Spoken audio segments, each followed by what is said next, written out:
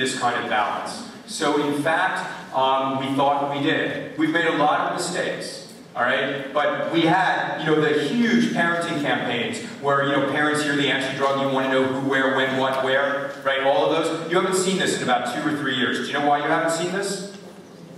Because it doesn't work. Do you know why it might not work? Because kids lie. If you ask kids what's going on, where are you going, who are you going to be with, when are you going to be home, they lie. So the issue is not what you ask. The issue is what you know. The issue or the question for effective monitoring is what can you do, how can you behave so that kids will disclose information to you? And we're getting there. Let me tell you what we know so far. I've already done a lot of it. All the stuff I did about listening, the parents who turn off the over-empathizing, the catastrophizing, the parent alarm, the parents who are the lighthouse on the shore, those are the parents who know the most. The authoritative parents, the balanced parents, know the most. Kids want to know that someone's watching them out for safety. It makes them run ideas by you. What else? Judith Smetana out of Rochester, New York. She did some good work with many kids, hundreds of kids, to find out what they considered acceptable territory to talk about. And what she learned was that kids break things into 3 categories. The first category is stuff about safety.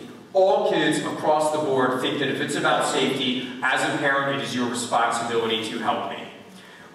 Then, if it is about rules of society, most kids want you to help them. If it is personal, out of my face. All kids think it is none of your business if it's personal, as defined by who I'm hanging out with, how I'm dressing, what I look like.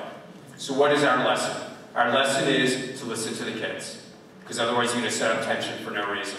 If something's personal, get out of their face. If something's on the cusp, it's all about how you frame it. So your child wants to put 17 earrings in her ears and a razor blade in her cheek. If you say, I don't like the way that looks, or no child of mine will do that to her face, the only response that you are going to get is, well, it's not your face, is it? Right? Because you've put it in personal territory. But now, do this instead. So, darling, I love you, and I love the fact that I have a daughter who wants to express herself.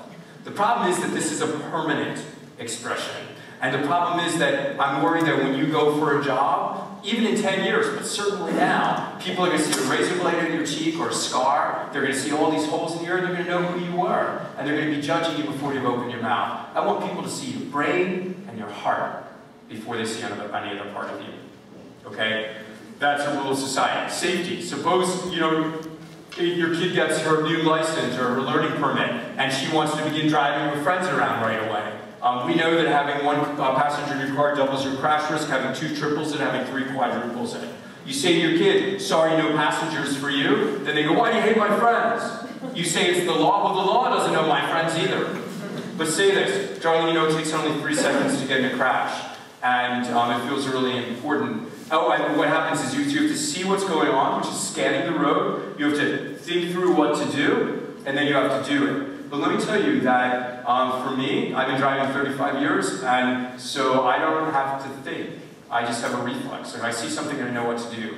Young drivers don't have that. So 999, maybe 999,999, 10,000 times. You can take your eyes off the road for 5 seconds and nothing's going to happen. But if it's that one time where there's a truck coming around the corner or a kid in the road, and all you have to do is be smiling at your friend, like your friend tells a joke, that's 3 seconds. That's why I can't have in front of your car. Make it about safety, and they'll listen. Next, fighting. Fighting is good. So, boys and girls are different. I hate gross generalizations, but here is boy rebellion. Boy rebellion looks like this. What? Okay, that's why as a pediatrician, an incredibly common chief complaint from mothers is, would you check his hearing? Okay? And what girls do is they fight, like you're taking a bone from a dog, they fight. Okay? So the secret is to keep them fighting. Alright? You keep them fighting, because when they're fighting, it means that they're telling you what's going on in their life. They will only fight as long as they think life is fair. They will stop talking once life is not fair. So one of my daughters comes up to me and she says, Avi, I met the cutest guy ever, and he asked me out on Saturday night. I will not be able to come, you like me home by 1 on the weekends, I won't get home till 3 because it's a super special concert. But I'm gonna bring him home, you can meet him, but please just don't say anything, all right?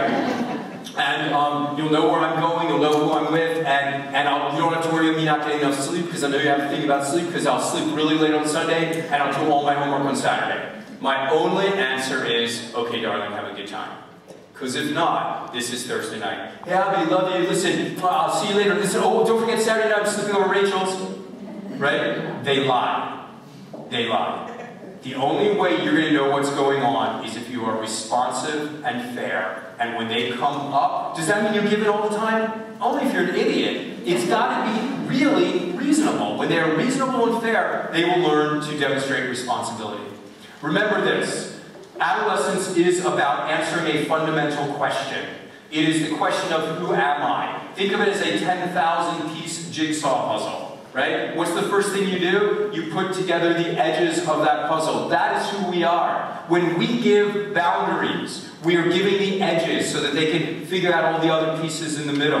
What's the next thing you do when you're putting together that puzzle? What you do is you look on the box. Hey, what am I putting together? How do the colors group? That's who we are. We are the role models.